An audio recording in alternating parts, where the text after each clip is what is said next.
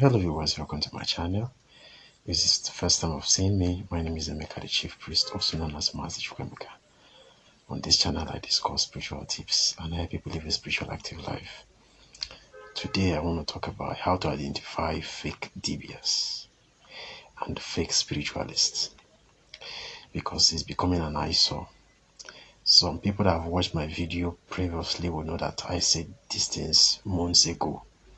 I think that's like last year or earlier this year. I've been saying that there's a proliferation of people that are practicing DIBIA. And the truth of the matter is that so many of them are content creators. They are not real people. I would just say 80% because I'm looking at so many of them out there.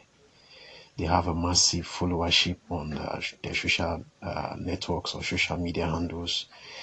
They pull a lot of crowd.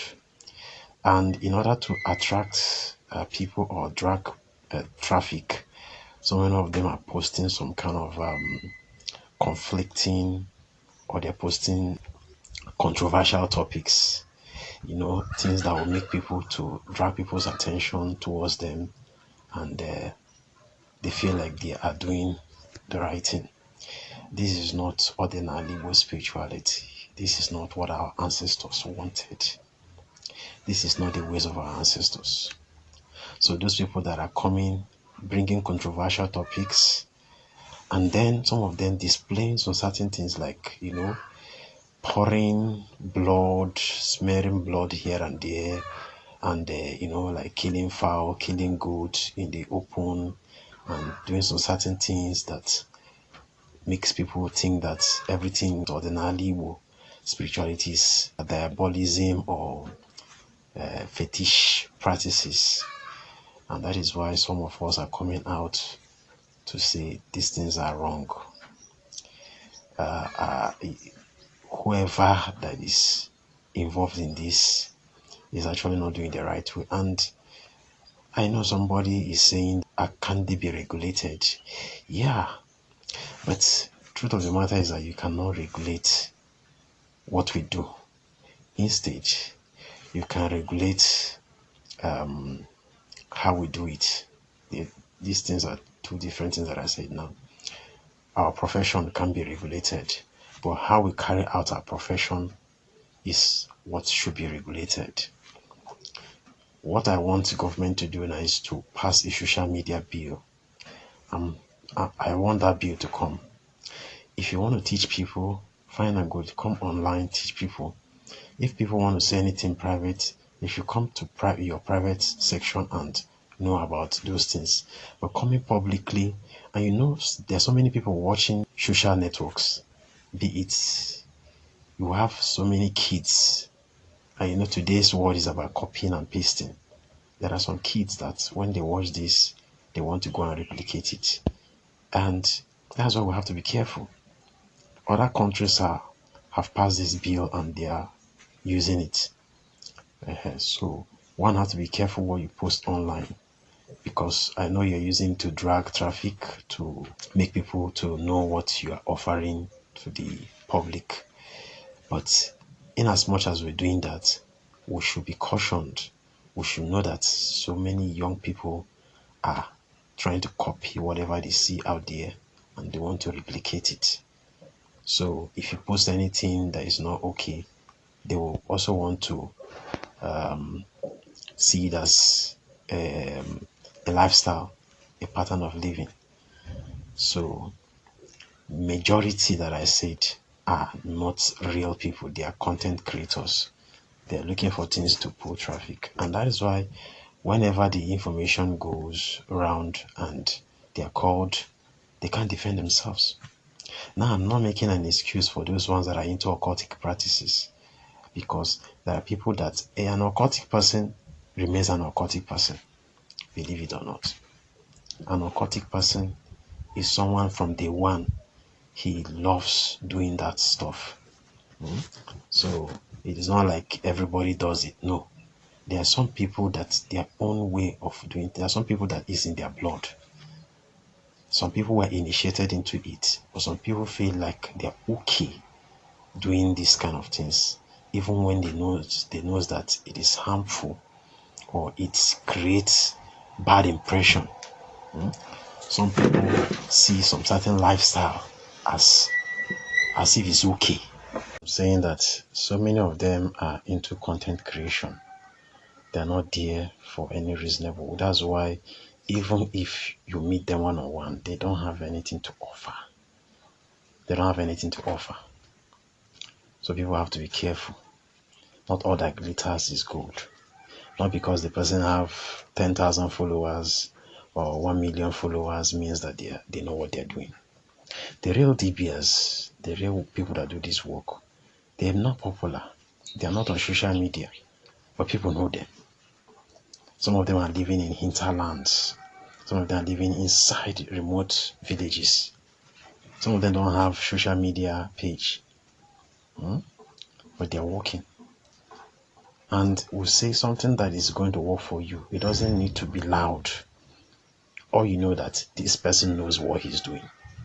He's a person that if he tells you that if he asks you to go, just go.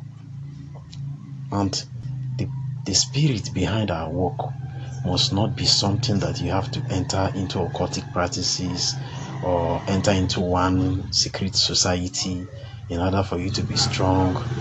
It is Agu. Agu follows every Dibia. It is Agu. And the reason why some of these DBAs, their Agu is not active is because of inactive lifestyle. Some of them are sleeping with people's wives.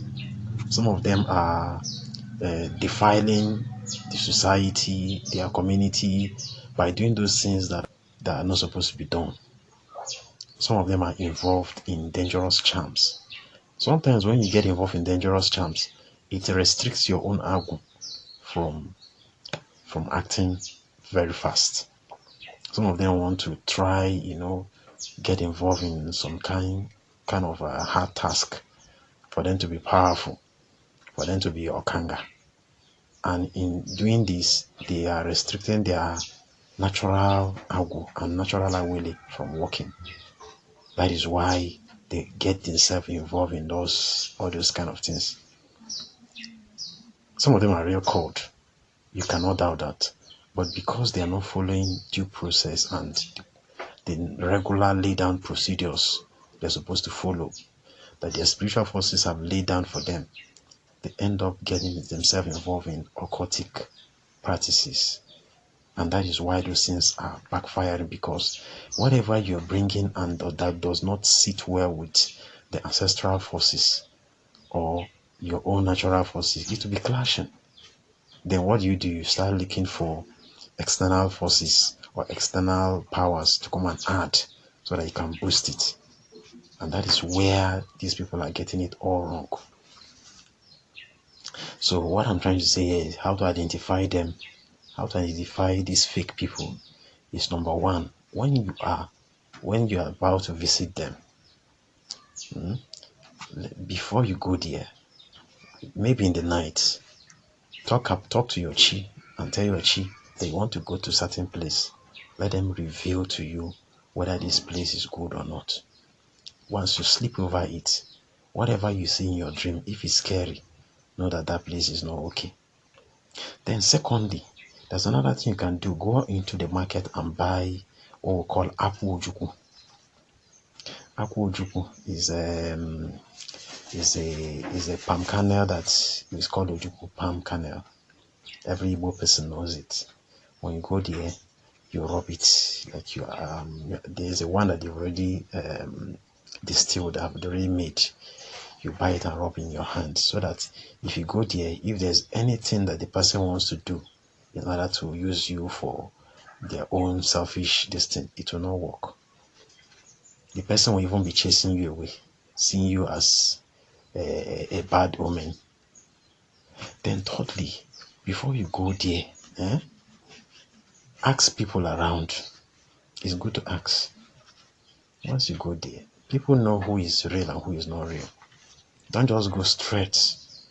When you ask people, this person, how does he do his work? What kind of work does he do? What is he known for? If it's someone that is dangerous, they will tell you, be careful. If it's someone that is good, They will tell you, we know this person, this is what he does, this is what he's known for. So at least you can know this how to identify. Then another thing, anyone showcasing anything blood on his page or social media, or showcasing his sacred temple, is fake. That person is fake, because the real DBA will never do that. Another one again is those ones that content creators usually meet and be interviewing them. They are not actually fake, but the content creators are trying to put them into trouble. So that is why me, I don't even like the idea of someone coming to interview me, then later they will now want to give me an award. All these people, they have a plan. But I believe that these content creators will tell you what to say in order for you to be popular. And they don't know that when you are saying such things, you are indicting yourself. Like some of us will be telling you that they can do okite, they can do this ipopo, they can do all these things. In reality, what they're doing is awele. They are doing awele, but because the main okite cannot be kept in a building, it cannot be kept in a residential building. Anything called okite or anything dangerous charm is usually kept inside a thick forest. That's what we know DBAs of the old. Those dangerous charms are usually kept inside thick forest because of the way they behave, the way they act. They are not kept in people's premises, in residential buildings. So anyone that told you that he does it is a liar. He doesn't. But if you want to believe him, then check when you are visiting such a person, check where his shrine is located. If his shrine is located inside a bush where people are not living, then if he tells you that he does okite, he is doing it. But if he's living in a residential building where you can see other buildings, if he tells that he does okite, he's a scammer. He's a scammer. What he's actually doing might be maybe awele, something that will bring favor and luck. But he's trying to tell you that because he needs money from you. You know, okite is very expensive. Any person that will do okite, the lowest you can charge is 1 million, sometimes 5 million. So if the person tells you that he does okite and is living in a residential building and is charging 5 million, he's a scammer. Or 1 million is a scammer. Awele is not that expensive. Awele is very simple. It's something that you can even use to bath baits. So in case you're watching me for the first time, kindly subscribe to my channel. And in case you need any, like a one-on-one, you want to ask me personal questions, even apart from this video, but apart from what you watched here, you want to have anything personal to discuss with me, you can chat me on my WhatsApp number. WhatsApp number is 09040113281. Thank you for stopping by. Dagazie.